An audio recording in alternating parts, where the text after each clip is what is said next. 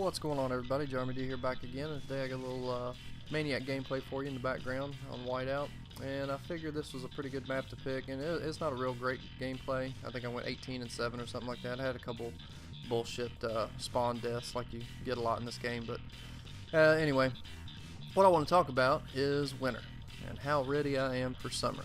Here in Kentucky, it's been rather rough as far as how much snow we've gotten this year. I think it's one of the worst years on record. I think back in 1994, 96, something like that, we had a real big snowfall. It was about 18 inches. I was still in school at that time. You know, I was a younger kid. And then I guess in 2002, 2004, something like that, maybe 2006. Heck, I can't remember.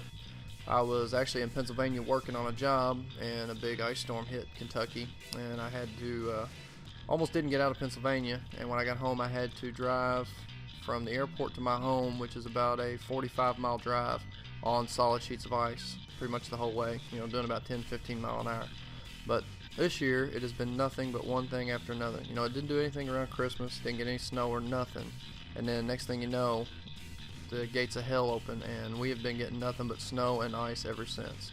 Now, just the other day, I come home from work, and just kind of give you an example of how bad it's been this year. I come home from work, and a guy in a four-wheel drive truck, which I think he was a city boy, didn't have a whole lot of experience out driving on the roads, but anyhow, he had somehow got spun out in the road and slid sideways and got one tire off the edge of the road and pretty much blocked our entire one-lane road.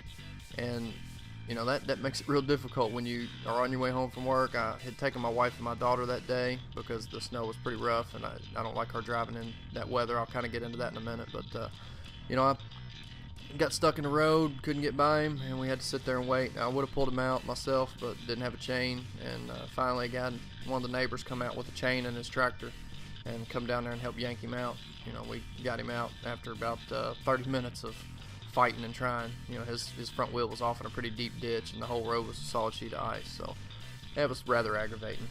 Then a few days before that, my wife was headed to drop my daughter off to daycare, and come around a curve, did okay, got in the straight stretch, and all of a sudden her truck started sliding and going crazy, and she slid off the road down a bank and bumped the fence post and put a big hole in her grill. So I was on my way to work, almost at work, and I was already running, you know, maybe 30-45 minutes late because of traffic, and you know, nobody was driving. So I called my pops and had him turn around and go back and help her out. And you see that Bison, man? I just cannot shoot that stupid gun. But anyway,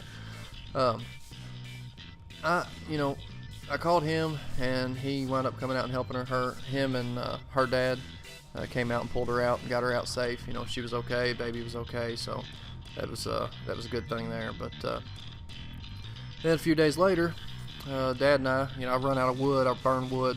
I live in the country, and my house is fairly large, but it's also fairly old, and you know, it makes it difficult in the wintertime. You know, you'll have a good $400 or $500 electric bill, you know, with a heat pump if you don't watch out. So I have to burn wood as much as I can. So in doing that, my father and I went out to go get some wood, coming out the hill trying to leave, and I got stuck coming out. It took me a good little while. My dad actually had to hook a chain to the back of my truck and drag the back of the truck across the hillside just to get it straightened up to where I could get some traction.